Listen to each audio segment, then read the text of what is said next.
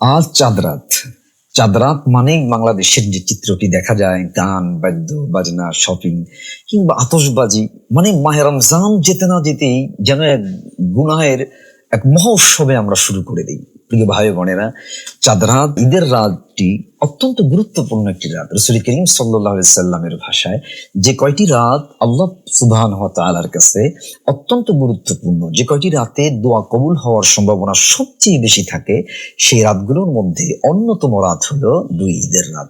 অথচ আমরা এগুলোকে একেবারেই অবহেলায়, গুনার মধ্যে, যেন রমজান যেতে না যেতেই, শয়তানের ছাড়া পেতে না পেতেই আমরাও যেন শয়তানের সাথে তাল মিলিয়ে আমরাও যেন গুনায় লিপ্ত হয়ে যাই।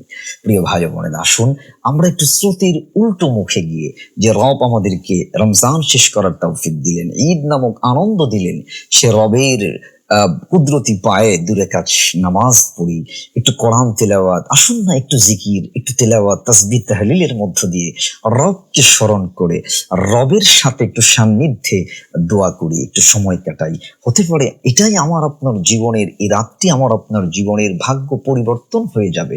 এর মাধ্যমে আমার আপনার জীবনের অনেক কিছু পরিবর্তন হয়ে যেতে পারে, কবুল হয়ে যেতে পারে আমার আপনার দোয়া।